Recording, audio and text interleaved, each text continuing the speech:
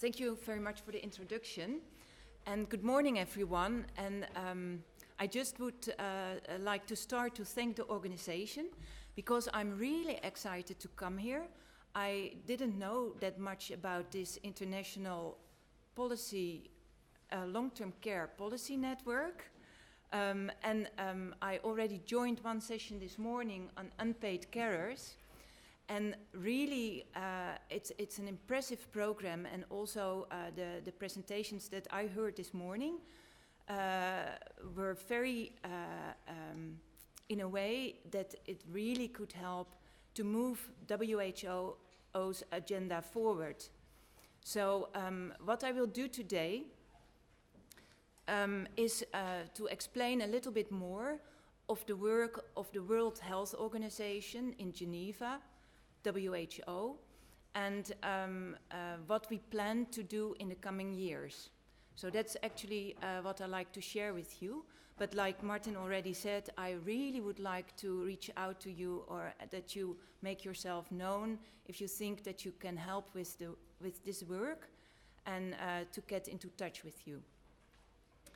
In the past year, there has been an increased political momentum for comprehensive action on population aging and long-term care. The WHO's Global Strategy and Action Plan on Aging and Health was approved in the World Health Assembly in May of this year.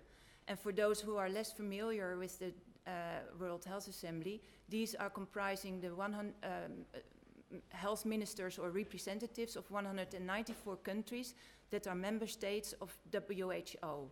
So these are the representatives of these countries. So that actually has a great importance for the field. Part of this global strategy is the development of sustainable and equitable systems for providing long-term care at home, in the communities and institutions. So we don't mean with long-term care, nursing home care, but the whole range of care from home till the end of life. And as is stated in the global strategy, in the 21st century, no country can afford not to have a comprehensive system of long-term care. So that's a very clear statement in this report. As said, at the moment we are developing a working plan, including the actions to be taken by WHO, the member states, but also for other stakeholders, NGOs, academia, and I can imagine also for some of you here that it's interesting to hear where WHO is going, and to move your work, focus your work also with this in the back of your mind. But I will start, before I go into detail on this agenda, the actions that we planned, I will start to explain a little bit about the concepts behind the new healthy aging model of WHO. And that is based on what we wrote in the first ever WHO World Report on Health and Aging, and that was published in October last year. The report is a synthesis of insights based on the best evidence, and I can imagine that we also included several studies that you did. I didn't check, but I'm sure there will be a reflection of that. So WHO is also very grateful for all the work that people like you are doing. There are many unpredictable challenges for health, for example, the climate change and so on. But aging is a certainty, the aging of the population. And I just would like to show you this figure. Of course you know, but if you look at the dark blue area, so with a percentage of 30 or more of people 60 years and older, you see the huge increase over the coming decades. For the first time in history, people can expect to live into their 60s and beyond. The extent of the opportunities that arise from these roughly 20 extra years will be very heavily dependent on one key factor, and that is health. If people are experience extra years in good health, Their ability to do things they value will be little different in that of younger people. If these added years are dominated by declines in physical and mental capacity, the implications for older people and for society are much more negative. But unfortunately, there is little evidence that suggests that older people today are experiencing their later years in better health than their parents, and therefore we need to act now. The importance of health in later life is illustrated by the 85-year-old Gregoria Zevallos Quispe, and Gregoria raises and sells flowers in the Andean village of Chiara in Peru. Here she is.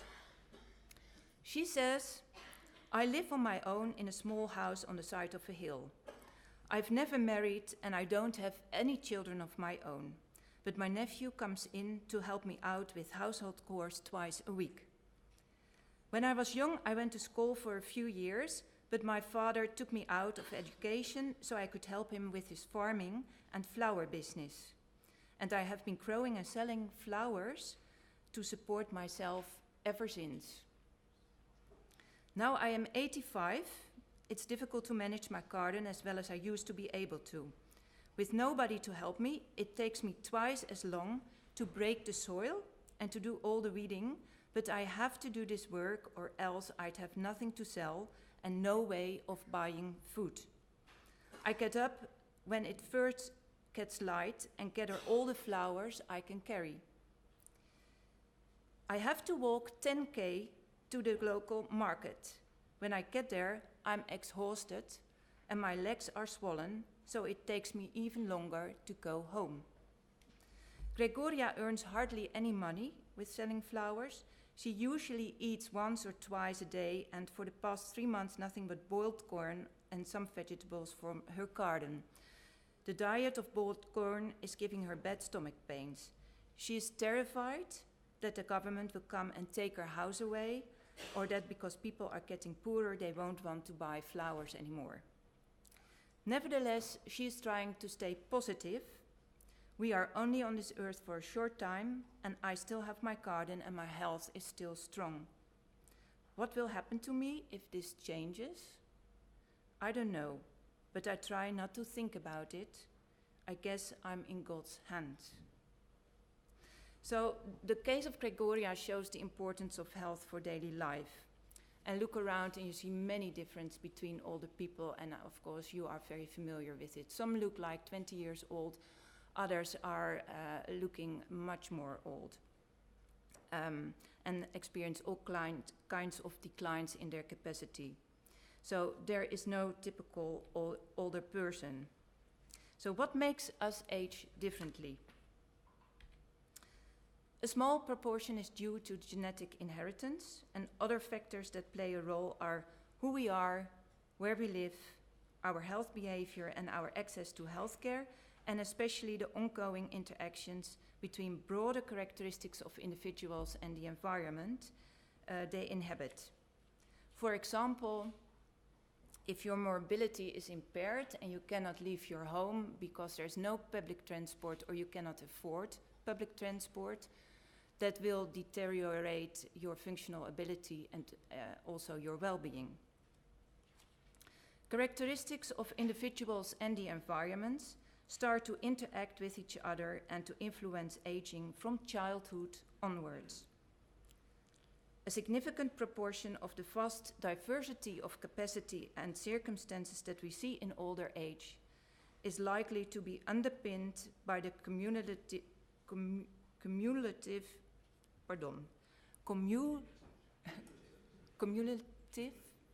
I don't repeat this word anymore, I think much better, of person-environment interactions across the life course. So there is no typical older person. However, as you are very familiar with, society often views older people in stereotypical ways that can lead to discrimination against individuals or groups simply on the basis of their age. And this ageism may now be an even more pervasive form of discrimination than sexism or racism. The same holds for another widespread ages a stereotype of older people, and that is that they are dependent and a burden. And this can lead to an assumption during policy making that spending on older people is simply a drain on economies. And I must say that I feel a little bit uncomfortable in this audience of economists to speak about this, because I have totally different background. I'm a clinical psychologist. But of course, I thought, well, let's do it. So the key message of the global strategy, so in reality, as described in a World Report, older people make many positive contributions to society, and health and long-term care expenditures for older people are an investment rather than a cost. These investments bring benefits to older people and returns to society as a whole, like, for example, the well-being of older people and workforce participation.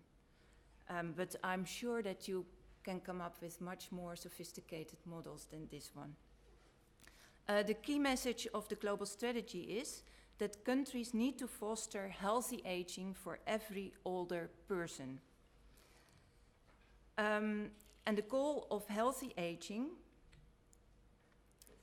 is to help people develop and maintain their functional abilities that enables well-being.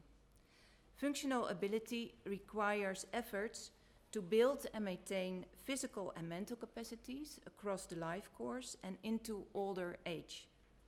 It also requires the support of a person needs to compensate for losses in these capacities that will likely to occur over time. And investing in both of these areas, maximizing capacity and ability, will enable older people to continue to do the things that are important to them. Maximizing functional ability need to be the primary goal of policies to promote healthy aging. So that's the vision of WHO. A few more words on healthy aging, because the term healthy aging is used widely in academic and policy circles, but there is surprisingly little evidence and or consensus, I must say, on what it might comprise or how it might be defined or measured. It's often used to identify a positive disease-free state that distinguishes between healthy and unhealthy individuals. And this is, of course, problematic in older age because many individuals may have one or more health conditions that are well controlled and have little influence on their ability to function. Therefore, in framing the goal for a public health strategy on aging, WHO considers healthy aging in a more holistic sense, based on life course and functional perspectives. So what you see in this figure. Healthy aging is defined in the report as the process of developing and maintaining functional ability that enables well-being in older age. And for your functional ability, not only your physical and mental capacities are important, but also your environment. The investment in healthy aging is valid for lower and middle income countries, but of course also for higher income countries. And even in the same country, or even in the same community, there are good and there are worse examples. And I will just start to give a few examples and start with the middle income country, China. I made a field visit in April of this year to China to see some of the long-term care. And this is a lady of 88 who had just had a stroke and had serious mobility problems. Very good, there is a community center in Xi'an, and they provide services at home for people with, for instance, this lady who had had a stroke. So I joined two of the nurses, and you see them here on the left side, to visit this lady in her own home. But then I became really impressed by all the how how to say, the difficulties that are out there to provide healthy aging for this lady. When we wanted to go there, it was just short by, we needed to cross a street with many cars, 5 lines of cars, so that we almost couldn't cross the street. We needed to go into a little street just near her home, packed with cars on both sides, holes in the road. So it was really difficult to go there. Can you imagine if someone has mobility problems and she's surrounded by such an environment? So then you can have this nice surface of the community center, but if the infrastructure is like this, then it actually will not work. Another thing is that before she had the stroke, she already went to a center with all kinds of activities. But if there is no bus that can take her now, then she needs to stay at home. And in the end, now she's feeling sad, depressive, and lonely. And so, although there are several things in place that you think, well, that these are good, when you have not the right environment, this is not going to work. On the other hand, I also saw a very good example, also in Xi'an. I've never seen such a sophisticated computer software system to connect all the services, to provide self-help for people, to quit smoking, to quit drinking, all these kind of things. To chat with your doctor. Now, I don't know about UK, but in the Netherlands we have, I come from the Netherlands, there are several software applications like this, but not that sophisticated. And the same holds for the Netherlands. So what you see here on the left side is my mother, so I will give you a personal example. She's 85 and unfortunately has dementia. And she's living in a care home in the Netherlands. The care staff is very much focused on providing respectful care. So they constantly ask, what would you like? And these kind of things. But they didn't take my mother for a walk every day. Although I asked for that many times and she pays a lot to be there. And you can imagine if you don't focus on improving the functional ability of people, in the end it will also have an impact on your well-being. So because my mother had got pain in the back and she couldn't go out of the chair anymore, she couldn't walk anymore, she started to become depressed, etc. So the whole range of things that can happen when you don't function enough on the functional ability of people and to optimize that. On the other hand, you will be aware of also very good examples in the Netherlands with care farms, for instance, for people with dementia. And this is one, and here you see our king and the state secretary visiting a good example and trying to find out what is the core of good care.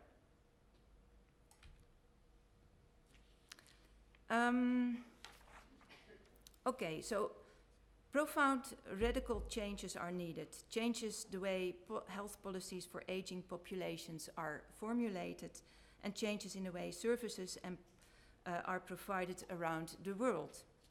And although there are many major knowledge gaps, we have sufficient evidence to act now. There are things that every country can do, irrespective of their current situation or level of development. And in the global strategy, 5 priority areas for actions are identified for a world in which everyone can live a long and healthy life. And you see these 4 here: align health systems to all the populations they now serve, develop long-term, sustainable and equitable care systems, create an age-friendly environment and improve measurement, monitoring and understanding. And there is also one added to that in the global strategy, a commitment to action on healthy aging in every country, because that's also a very important precondition, in fact, when you want to do this all.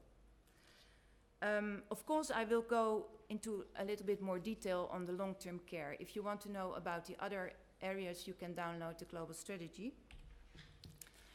The strategy states that all countries need to have an integrated system of long-term care. And although there are numerous definitions of long-term care, here's the one that we used: the activities undertaken by others to ensure that people with or at risk of a significant ongoing loss of intrinsic capacity can maintain a level of functional ability consistent with their basic rights, fundamental freedoms, and human dignity. In other words, long-term care is simply a means to ensure that older people with a significant loss in capacity can still experience healthy aging. So even when a person has dementia, for example, he or she can still experience healthy aging. Two key principles underpin this definition. Firstly, even in circumstances of significant loss of functioning, older people still have a life. They have the right and deserve the freedom to realize their continuing aspirations to well-being, meaning, and respect. And secondly, as with other phases of life, physical and mental capacity during this period is not static. Rather, declines in capacity are part of a continuum and in some cases may be preventable or reversible. And fully meeting the needs of someone at this stage of life, therefore, demands that efforts be made to optimize these trajectories of capacity, thus reducing the deficits that will need to be compensated. Okay, so each country needs to establish a system of long-term care that is equitable and sustainable. But it will be clear that the best possible long-term care system for a country will necessarily vary considerably among countries, reflecting the available resources, the current infrastructure, including healthcare services, and of course also cultural preferences.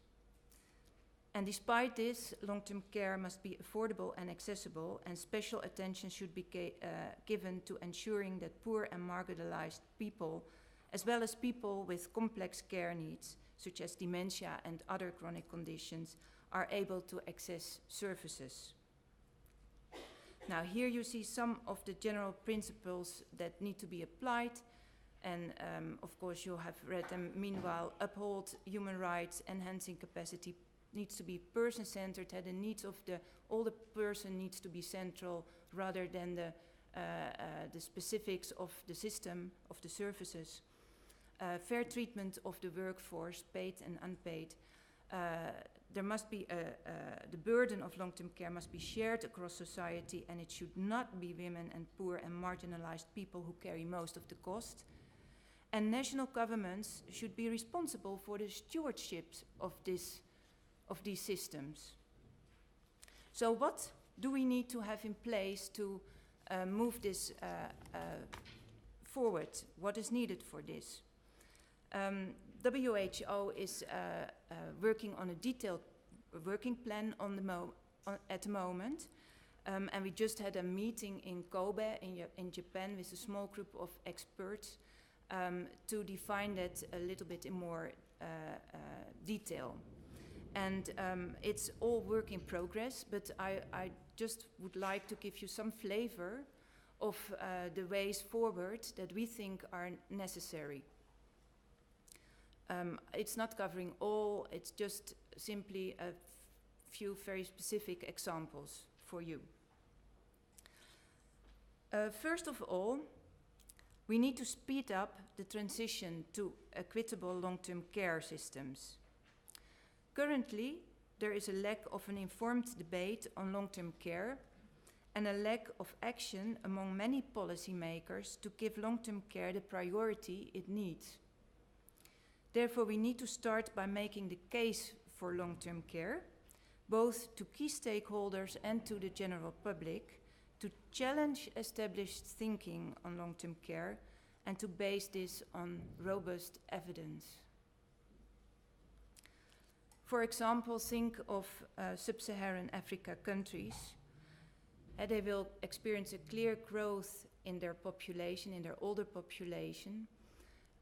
They are very much focusing in all their policy and human rights instruments on a family approach to long-term care. But somehow,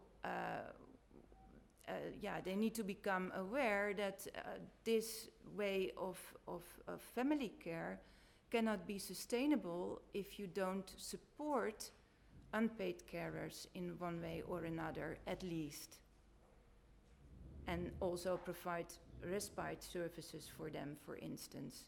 So these kind of things need to be thought of.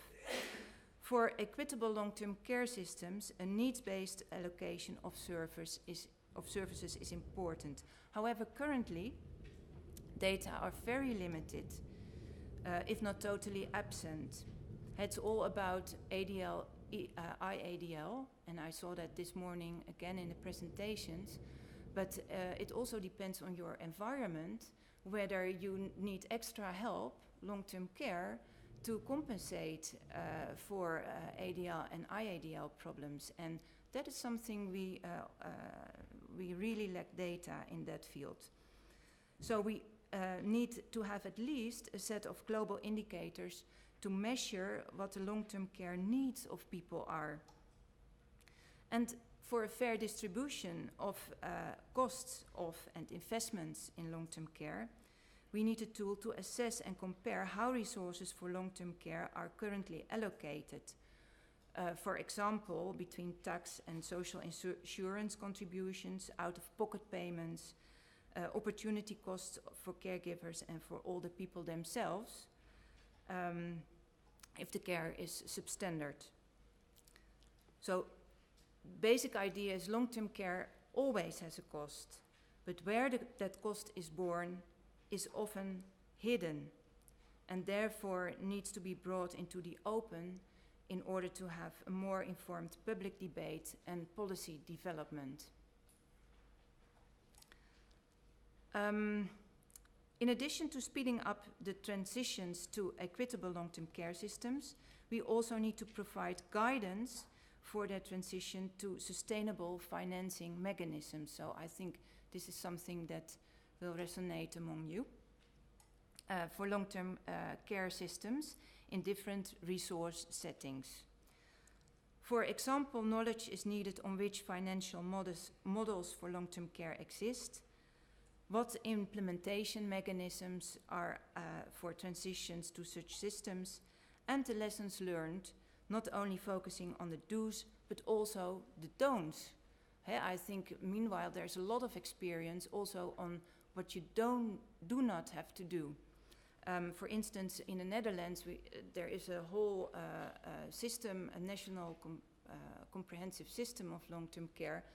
And one of the things that is experienced there is that it might also become easily very bureaucratic and costly if you have such a system, so these kind of things. And we need to develop a toolkit for countries for transition to sustainable financing mechanisms of long-term care in different resource settings.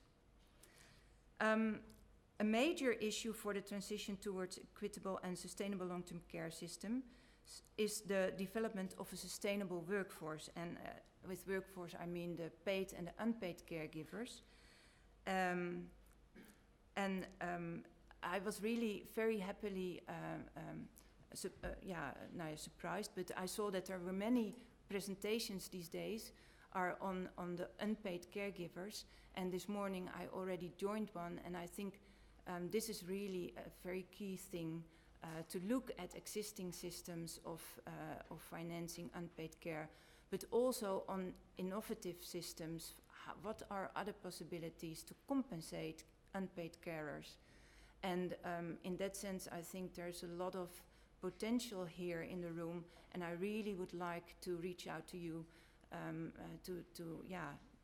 and see whether you could help to move WHO agenda in this respect forward. Okay, I think I will go to so this is about developing the long-term care workforce. You see training, support, but also involving non-female family caregivers. The research that is currently being done is always focusing on how to support the current caregivers, who are mostly female family caregivers, or when it's spouses, then somehow there's a larger percentage of male. But we need to think how to involve other people, volunteers or peers or people in the community, whatever. And so there are good examples, for instance, in Thailand, who trained many volunteers to help with older elderly care. So these kind of examples are very important to look at and to see how they can contribute to more support for all the people in the future. Regarding the paid caregivers, of course, we also need training, guidance, and legislation to protect them from poverty and unemployment, because these are huge risks. And of course, we need to ensure the quality of long-term care. Guidance is needed to improve the quality and appropriateness of services, especially in low and middle income settings, but not only there. And this will also need guidance and monitoring. So it will be clear, meanwhile, that there's a lot to do in the next 5 years to prepare for what we call a decade of healthy aging. So from 2020 to 2030, especially in the field of long-term care. Promoting healthy and active aging and building systems of sustainable and equitable long-term care to meet the needs of older adults is central to fostering healthy aging in every country. Investing in healthy aging means creating a future that gives older people the freedom to live lives that previous generations could never have imagined. And achieving the ambitious goals as described in WHO global strategy, including the goals in the field of long-term care, will require concerted actions from WHO, the member states, but also other stakeholders, including this network, both to harness the many contributions that all the people can make to society, to sustainable development, and also to ensure that they are not left behind. Thank you for your attention.